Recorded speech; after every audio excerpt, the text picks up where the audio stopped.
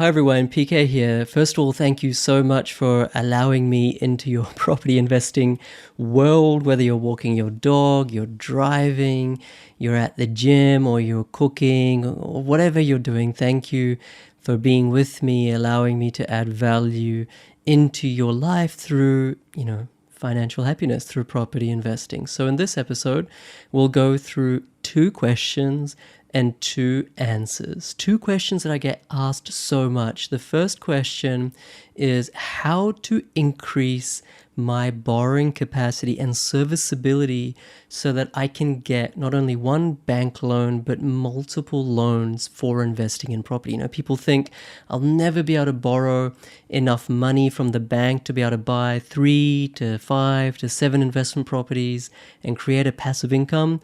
What should I do? Okay, so that's the first question that we'll be covering. And then the second question is how to avoid buying a dud investment property. Okay, so for beginners, a lot of people are actually sitting on portfolios that may have 3, 4, 5 properties, but they're all dud properties. How to actually avoid being in that position from the very start. Okay, so those are the 2 questions that I'll be answering. Stick with me, and I genuinely hope that you get a lot out of it. Do you want to achieve wealth and passive income through property investing? PK Gupta, host of Oz Property Investment Mastery, will help you achieve passive income by buying top 5% growth and positive cash flow property and building a portfolio using data without you wasting months of time doing research, spending weekends at inspections, or dropping $10,000 to $20,000 on buyer's agents each time. So if you are confused and overwhelmed by the amount of contradictory information available online and don't know where to start, then this show is for you. Okay, so the first question, how do I increase my borrowing capacity? And I'll answer this using a bit of a case study, a real life example. So I know that there are so many of you out there, hundreds and hundreds and hundreds of investors that follow me and others as well, that think that, look, with borrowing capacity as hard as it is these days, with lending requirements as tough as they are these days, there is no way I'll ever be able to borrow enough money to be able to acquire a property portfolio of 3, 4, 5, 6, 7 properties, 8, 9, 10, whatever the case may be for you. Right? So many people think about the number of properties they need in order to achieve their passive income goal and then come to the conclusion, well, the bank will never loan me $1 million. The bank will never loan me $1.5 million. The bank will never loan me $2 million, $2.5 million. And this conception, it demoralizes people and it makes them think, look, property investing isn't for me. I'm not going to invest in property. It's a failure to start with. I'm doomed. I'm never going to be successful because of borrowing capacity. Right? But the reality is that borrowing capacity changes over time. So let me give you a story. Let me give you an example of someone I worked with that is a really good example of this. The example of borrowing capacity actually increasing over time and that allowing a person to buy more and more property. So about 5 years ago, I was working with a lady. She lived in Sydney. She was a single mum. And at the time, her income was about $70,000. So average sort of income, kind of statistically average income. And at the time, this was at the start of the APRA clampdowns, the Australian Prudential Regulatory Authority's clampdowns on banks giving investors loans, investor loans. So, at the time she only had $70,000 income or $70,000, $80,000 income, something like that. And her borrowing capacity was well under $1 million. I think it was under $700,000 actually. So, if she had thought, look, my goal from property investing is to create a passive income, to achieve a passive income of, let's say, replacing her income of $70,000, $80,000 in 10 or 15 years' time, she would have come to the conclusion, in which we did, when it comes to strategy, that she would need, let's say, 6 properties. and she would need them to perform in such a way, and etc., etc., etc. She would sell off a few after 10, 15 years time, and Bob's your uncle.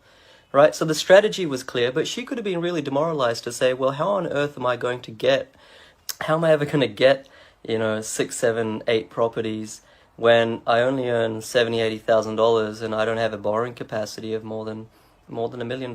In fact, it's much less than $1 million. So how do I go from here? What do I do? She could have easily said, property investing is not for me. I'm just going to play it safe. I'm going to buy a principal place of residence, pay it down, and then by the time I retire, I'll have a house that's fully paid off, and then at least I don't have to worry about mortgage stress. Okay, and I know that so many people think that way, and it's not wrong, but it's just limited thinking, right? If you think that you can't get borrowing capacity to generate a passive income through property, and then you sort of fall back on the default, which is, let me just work hard all my life to pay off my mortgage, slowly and surely, and then by the time I retire, 65, 70, 75, hopefully my house is paid off, and then Bob's your uncle. I can get the government pension of $30,000 and no mortgage, I can at least survive. Look, that's definitely one type of thinking. But what this lady 5 years ago did was say, look, that's not good enough for me. I want to aspire for something greater. I want to actually aspire for some livable passive income in 10 to 15 to 20 years' time, well before I'm 60. And I'm really going to shoot for this, right? So what she did and what we did was, instead of maxing out her borrowing capacity of whatever it was, I can't remember, $700,000-$800,000 immediately, we bought multiple smaller properties. Because the way that lending works in most instances is, if the bank is willing to give you, let's say, an $800,000 loan, they are going to be willing to give you three $300,000 loans, or, let me make sure I do the math correctly here, or two $450,000 loans. Okay, the bank likes smaller loan amounts because with smaller loan amounts comes less expensive property. Less expensive property, more affordable property generally means higher yield.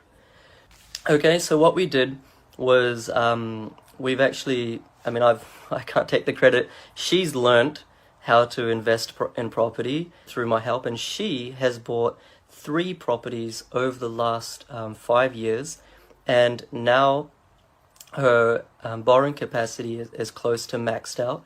But here's the thing. Those properties, the first one was in Tasmania, I think the second one was in regional Victoria, I think it was Inner Ballarat from memory, and the third one was in Newcastle. That was one that was more around $400,000. All 3 of these properties have gone up. The Tassie one has gone up from about 230 to 300. The Newcastle one has gone up from about, I think it was about 350 or 400 to about 550 in these last, I think that's been 3 years. And the Ballarat one has actually gone up like $130,000 in the last 2.5 years. Okay, so the thing with borrowing capacity is, she could have thought, look, I can never buy 7 properties to generate me a passive income. Let's not even try. But she tried, and she succeeded. Okay, so now she's got 3 properties. Initial purchase price altogether was about $900,000, which is her cumulative borrowing capacity at the point of purchase. But now she has more than $300,000 or $400,000 in equity. And remember, this is from a starting position of less than $150,000 in savings. That's not all in one go either. The Ballarat, actually not even $1.5 million. I think it was less than $1 million. What am I saying? Savings, in terms of deposit, she had less than $150,000. Okay? So the Ballarat one, she had to put in about $50,000 deposit. For Tassie, $35,000 deposit, and for Newcastle, on a purchase price of I think $350 to $400, it was about $60,000 deposit. So let's say a deposit in total of under $130,000 has resulted in $300,000 to $400,000 of equity in 3 to 5 years' time. She didn't buy all those properties 5 years ago. It was staged. Okay, so yes, she's maxed out her borrowing capacity now, but here's the thing. her life situation changes. Our life situations change. And also our property portfolio matures.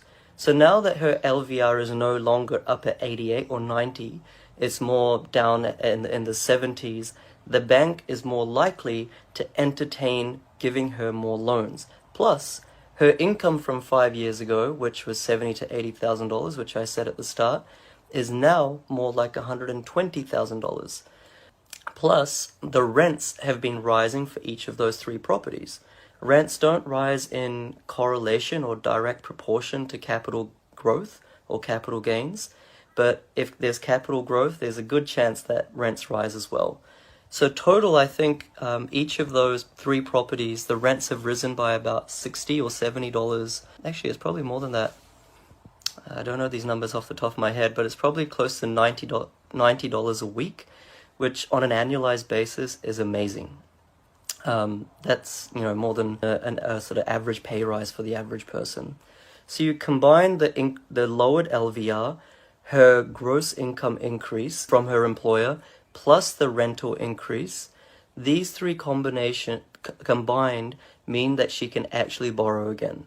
It means that she can actually take out another loan, right? And remember, she doesn't have a husband, so she's not relying on two sources of income here. By herself, she can now, 5 years from her starting point, she can get her fourth property. And she's not coming back to me to buy the fourth property because I'm not a buyer's agent. I simply teach you how to do this yourself so you can become self-sustaining. So that's the thing, she only had less than $120,000 of savings back in 2015, less than $800,000 or $900,000 of borrowing capacity. Now, fast forward 3 to 5 years, she has more than $300,000 or $400,000 in equity. Her rents have risen by about $90 per week in total across the three properties. Her gross income from her employer has increased because that's the type of job she's in, and she gets a good sort of $10,000 pay increase every year. Those three things, and the LVR is reduced in her property portfolio due to growth. Those three things combined have meant that now she can afford her fourth property. And yes, once she purchases the fourth property, she'll max out that borrowing capacity again.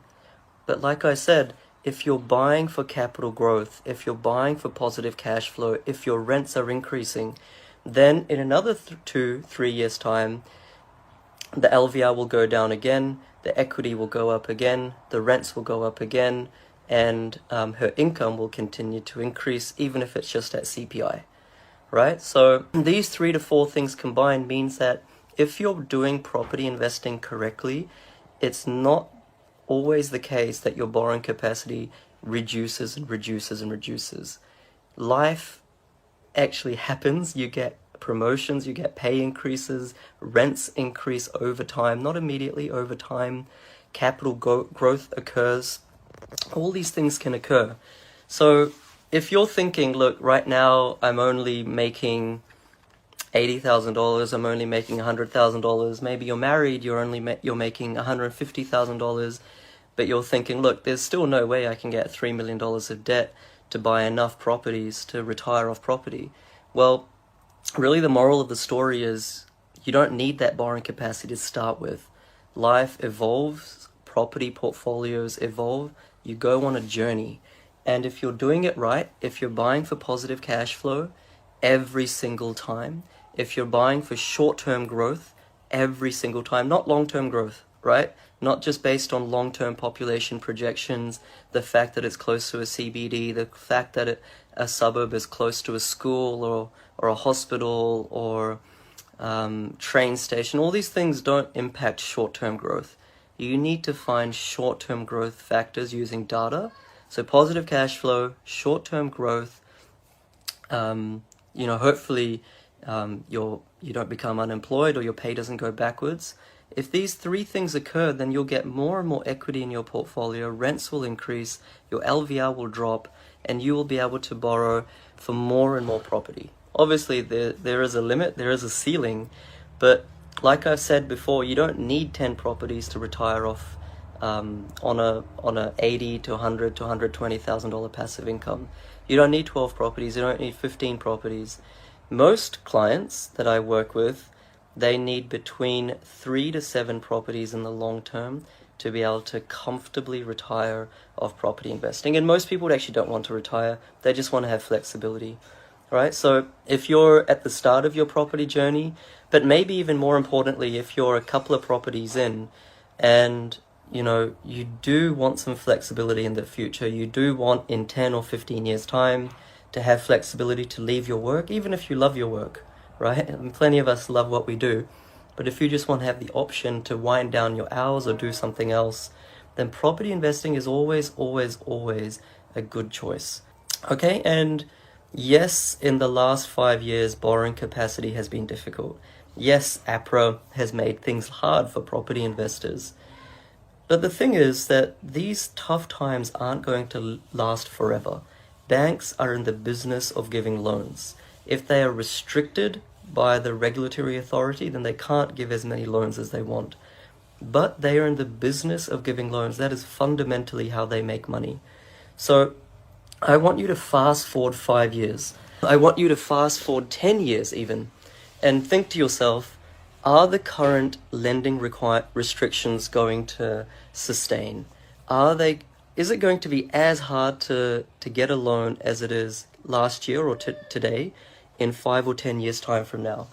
And I mean, I can't predict the future, at least not in terms of lending capacity, but chances are that it will become more and more lenient. And we're already seeing that in the last 6 months as well. It will become more and more lenient. And look, it might go back to 2012 levels where everyone and their dog could get a loan. Now, that's not necessarily a healthy thing. But if you start property investing now, and by the time it comes to 5 years or 10 years, you've already got 3-4 properties or more properties, then you can just supercharge that portfolio once lending becomes more easy. You might have thought you've maxed out your borrowing capacity, but fast forward 5 years, all of a sudden, you've got another $1 million to lend or another $1.5 million to lend. But if you wait for that, then that's not so effective. So make sure you start now, right? Positive cash flow, rental increases, reducing your LVR, increasing your equity, working hard in your 9 to 5 or your business to service your portfolio, and then let your portfolio evolve. Let it do what you need it to do, and allow that portfolio to afford you more property purchases, and then identify how many properties you need to achieve your passive income goal.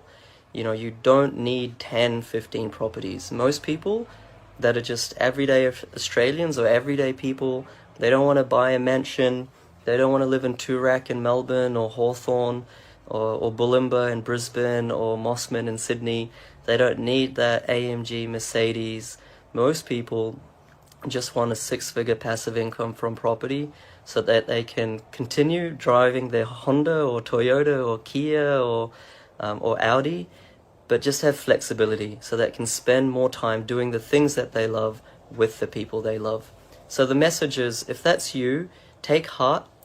Don't think borrowing capacity is a drain. In fact, like I explained with the lady, one of my clients from 5 years ago, it's possible to increase your borrowing capacity over time if you buy right. And now for the second question, how to avoid buying a dud investment properties. There are a lot of people, property investors, that have 5, 6, 7 properties. I work with them all the time. And oftentimes they don't work with me in order to buy another property, but to review their existing portfolio and figure out which of their properties they should sell. Because there's a saying that birds only fly as high as they are able. Okay, birds only fly as high as they are able. So if you have dud properties in your portfolio, then that portfolio is only going to fly as high, so to speak, as it is able to. And even if you have 5, 6, 7 properties, and on the face of it, you can say, look, I'm a property investor, I have so many properties, in total they are valued at 2 million or 3 million or whatever the case may be.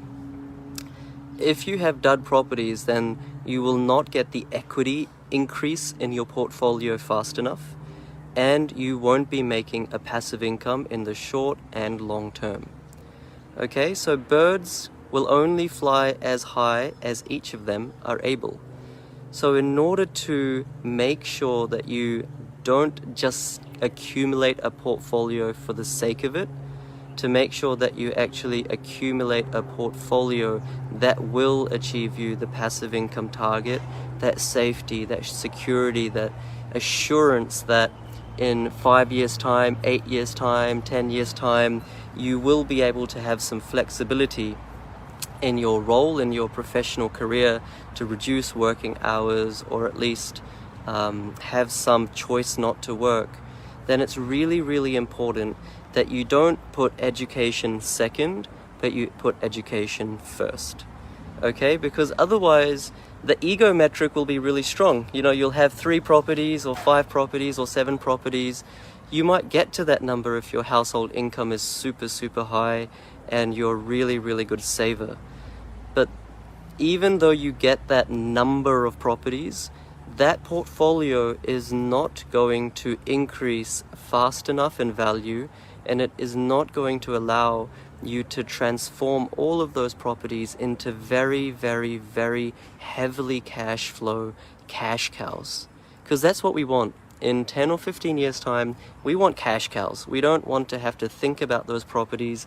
We just want all of them, or each and every one of them, to be giving us $20,000 to $30,000 to $35,000. And in that way, and that's net, by the way, and in that way, you just need between 3 and 5 properties to have a very comfortable 6-figure, low 6-figure income that basically takes care of you if you choose to retire before the age of 65 or in retirement after you turn 65. But if you already have a portfolio and there are properties in there that you bought in 2015 or 16 and 17, and you know that they haven't done anything, you know that they're maybe not even producing any passive cash flow, maybe they're producing $1,000, $3,000, $2,000, and they haven't increased at all, or maybe they've increased 10, 15, 20,000, maybe even just 50,000 in the last 3 to 5 years, then you know what I'm talking about. You are one of those property investors, for better or worse, that has dud properties. Because a good property should allow you to extract equity within the first 3 years. Okay, ideally within the first 2 years, but within the first 3 years. Okay, that is the definition of a good property purchase. And simultaneously, it should be giving you a more and more net of all costs, positive cash flow, passive income from day one. Okay, so if you are a property investor that unfortunately isn't experiencing that, or haven't experienced that, even though you may have 2, 3 properties, then you know exactly what I'm talking about. But for those of you who are watching this and listening to this and don't have any properties, then I encourage you, don't just accumulate properties for the sake of it. Okay, that's not going to get you to your goal. It's not the number of properties or how quickly you can buy the properties that counts, that matters. It's the quality of the purchases. Okay, of course, the more the better, but we need to have quality purchases. And quality purchases mean that they increase in the first 3 years, ideally before that actually, so that you can take equity out of that property, recycle that debt, and go again and again and again, and all the while every year increasing your passive income, so that in 10 or 15 years time that passive income is starting to hit $100,000, a net of all costs. Okay, and at that time, in 10 or 15 years, with the right strategy, you should also be looking to retire all your debt, not through paying off mortgage payments, not through using your hard-earned money that you earn by going to a job and using that to pay off the debt. No, we want to let the market pay off the debt. Okay, so that's a very specific strategy that very advanced property investors use. You let the market pay off the debt, not your hard-earned money. Okay, so that is how you do property investing. But a quality of properties needs to be there to achieve those strategies, to achieve those outcomes. Birds can only fly as high as they are able to. Different types of birds can fly at different altitudes. And so therefore, different property portfolios will give different results depending on the quality of properties within that portfolio. The number of properties doesn't matter, how quickly you buy properties doesn't matter, how much you can boast to your friends or at the barbecue or your colleagues that I have 5 properties, I have 8 properties, I have 10 properties. All of that is really useless. I know it seems really attractive when we first start, and in fact when you do make a property purchase, you become a bit addicted to it. As soon as you sign on that dotted line and then you settle, you can't wait to get the next one and the next one and the next one. It's a bit like gambling to some extent. But I just want you to press pause, reset your mind and think, am I guaranteeing that my next or first purchase is going to provide positive cash flow from day number 1 and grow sufficiently so that I can extract equity in the first 3 years? And if you can't guarantee that, then you need some education. Alright guys, so hopefully that was useful. Quality, not quantity. Don't go for the ego metric. Make sure you don't buy any dud properties in your portfolio. Thank you so much, guys, for being with me for the last 20, 25, 30 minutes. You know, it means the world to me that so many of you actually tune in. When I started this podcast, I didn't actually think anyone would actually listen, but I get so much great feedback. If you do appreciate it, leave a review. But even if you don't want to leave a review, just thank you so much for listening. Catch you later.